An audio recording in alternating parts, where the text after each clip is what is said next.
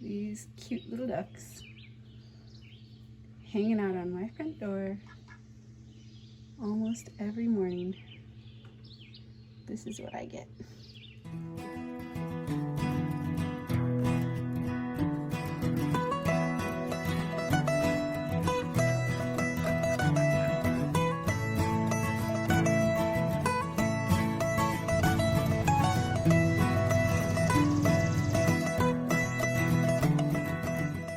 And this is what we found right behind the coop today.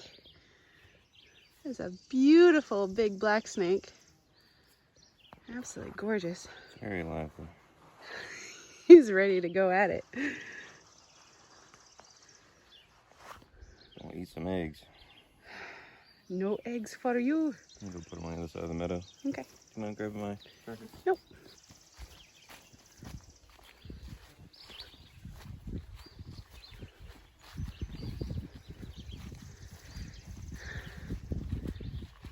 It's one of the reasons why I'm thankful for my husband. He's the official snake wrangler.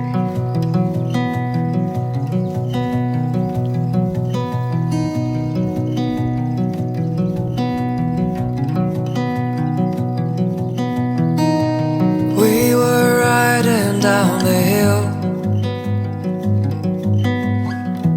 Summer breeze came from the sea. Nighttime dances, colored bills. We love black snakes on our property, and we try to encourage them to be here as much as possible because, except for at the coop, but they eat copperheads and rattlesnakes. So that is a friend in my book. They are welcome anytime, as long as they don't eat the eggs or the baby chicks. So we saw like 3 big snakes, black snakes today. One was a racer and the other 2 were black snakes, and they were all near the chickens. And so we're just being extra careful with our baby chicks. My husband's putting on some hardware cloth. Hopefully, just like extra precautions if there's any cracks or anything like that. And we're also letting the chicks come out and the turkeys kind of roam around and explore a little bit as we do this, because we like to let them out as much as possible.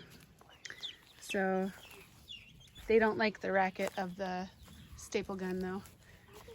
And so we've got a bunch of them. We just put some of the new baby chicks that just hatched recently out here. They all have their first good feathers. And then there's another set. That's the set that we hatched before. So that's set 1, set 2, and then these are some of the ones that we got previously. These are sweet baby turkey. We got 2 of them. They are just the sweetest. I am definitely having a wonderful day. I am out here in the food forest, and I am planting some seeds that I got the other day in the mail, and then some other ones that I've been holding on to. And I'm also in here cutting the comfrey. So in a food forest, one of the most important things that you can do is build up the soil and the nutrients of the soil around those valuable food plants that you have that are perennial. It's not like you can rotate the crops when it's fruit trees, right? So comfrey is this incredible plant that has a really, really, really deep taproot, and it goes down deep into the ground and it gathers up all these nutrients and it brings it up and it stores it in its leaves. And so not only is it a fabulous medicinal, you can use comfrey plant for, some people call it knit bone, because when you make a salve out of it, it will actually help heal broken bones, sprained tendons, bruises, cuts, stuff like that. In fact, it's such a rapid healer of tissue that you have to be careful that you do not put it on an open wound, because it will seal in any type of infection that is in your open wound if you have an infection in it. Anyway, so comfrey is this beautiful plant. If you see it right here, it's got these really beautiful flowers, And right here, it's in the stage where there's some seed heads forming. The flowers are looking a little bit spent. That is exactly when I like to cut it, and I like to spread it around. And if you see over here, I've got a bunch that has kind of fallen over because it's so heavy and it's so tall, and it's kind of squashing my Codenopsis a little bit. And my Codenopsis is really important to me. There was somebody, a gardener that I highly respect, did an article on Codenopsis once and said that the mark of a true gardener, you know, a gardener with great skill, has Codenopsis. And since I read that, I was like, I've got to have Codenopsis. That's going to be my badge of honor. And I think I just picked the perfect spot for it. Like, I don't think it's because I have a whole lot of skill or anything. I think I happened to find just like the perfect spot for it. So either that or this food forest is so nutrient dense with the mycorrhizal fungi that you basically have already gotten a perfect environment for it, because it's doing really well. And I honestly don't think it's because I'm an extraordinary gardener or anything like that. But my comfrey did fall over and it is crushing that. And the comfrey is blooming everywhere. So you can see it. There's comfrey literally under all of my fruit trees. Like it's everywhere. And so I'm going to cut that and I'm going to drop it. They call it a chop and drop. And so when you cut those leaves and you drop it down on the ground, those nutrients are released back into the soil at a higher level than where the plant got them from. And so it becomes more available to the shallow rooted plants around and the fruit trees and things like that. And so it's a great plant to have. It's beautiful. It's medicinal. You can see the bees are flying and buzzing all over it. I'll give you some shots of that, but literally the bees are covering it. But it's just fabulous. It's like the quintessential food forest permaculture plant. It's basically in every permaculture garden, pretty much. So that's what I'm going to do. I have enough flowers blooming in here now that I can chop this down and I don't have to worry too much about the bees. But the nice thing about this plant is also that I can cut it down almost to the base of the plant and it will regrow like 2 or 3 times again this summer. We're in the beginning of May when I'm planting most of my seeds, and it's already come full cycle and it's blooming and it's creating its own seed. Another great thing about this that some people don't like, I love it because, I've got all this space. I want to fill my space with really good beneficial plants. And so it self-seeds really, really easily. So basically what I do is I chop it at this point where it's got some seeds on it, and I will lay it down in the places where I want more of it. Kind of makes sense, right? And so I might even take some and put some out in the field, and maybe it'll spread out there, and then I can have like my own stash of comfrey leaves out in the field too. I don't know if I'm at that point yet, if I want to do that. I want to definitely build up the soil in here as much as possible. I might do that a little bit. I've got enough stalks of this that I could throw some out in the field. Okay, so anyway, that's what I'm going to do. And it's going to be fun. Okay, let's go.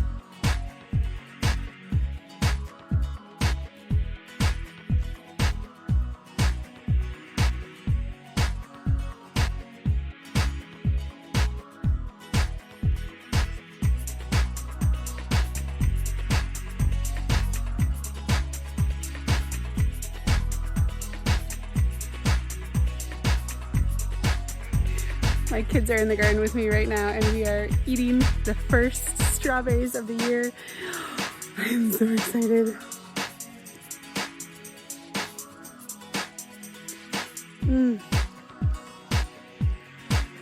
It's my first one. It was like so juicy. It's so juicy. Oh, flavorful. Oh my goodness. I'm in love. This is an alpine strawberry. They're tiny, but they are the best flavored ones. They taste like Fruit Loops. Oh my goodness, so yummy. My daughter is going after it. Go for it. Get it. Yum.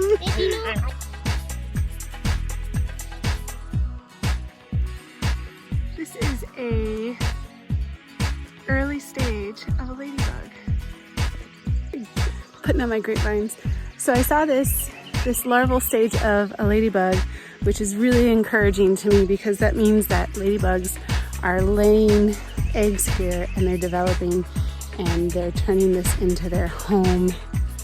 So that means I'm gonna have less aphids. That means predators are moving in and staying.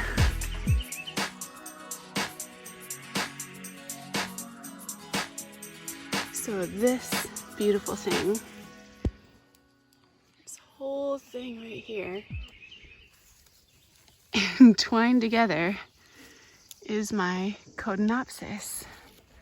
And later on, it's gonna have these really beautiful bell-shaped flowers. This is an important medicinal, really, really important. And I'm very excited that it decided that it wants to live here with me. Evidence of voles.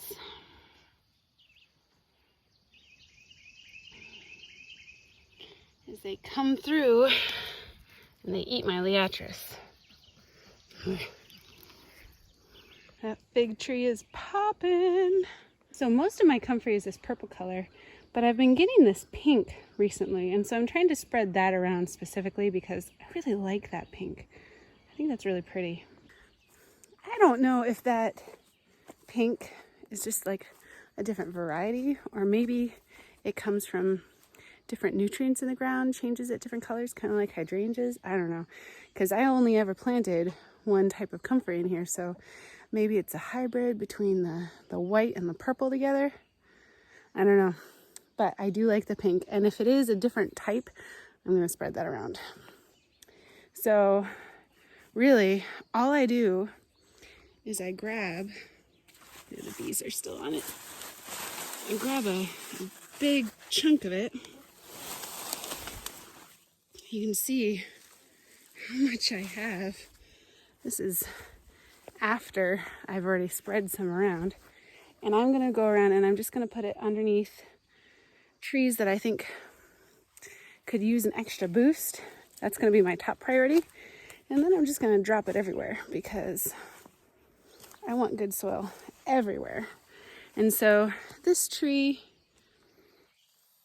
this one's always just kind of not been the healthiest, kind of limped along. I'm not exactly sure why.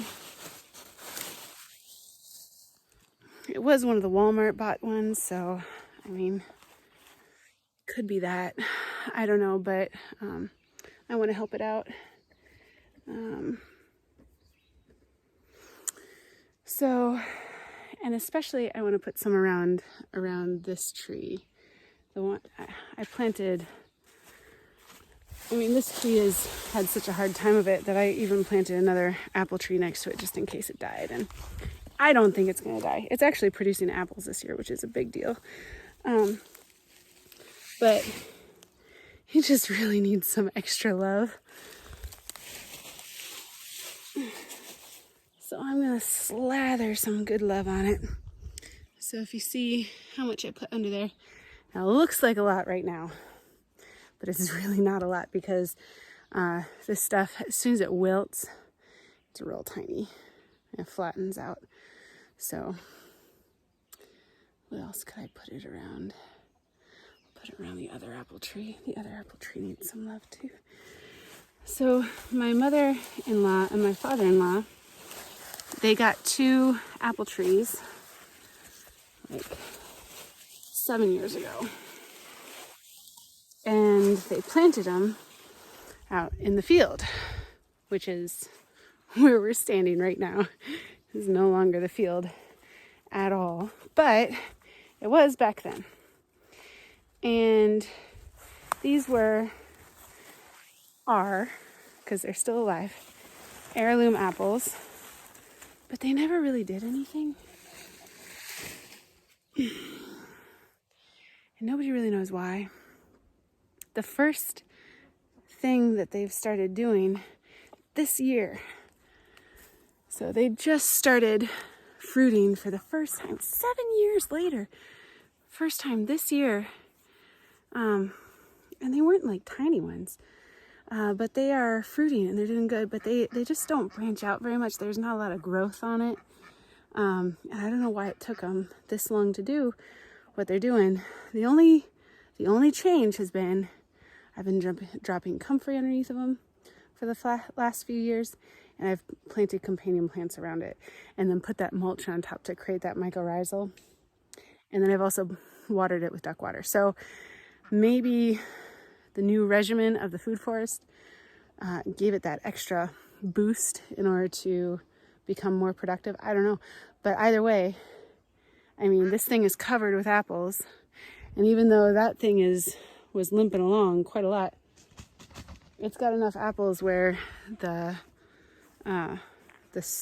branches are starting to bend under the weight.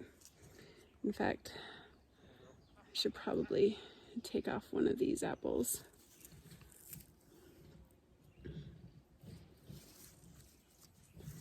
It doesn't need that stress right now.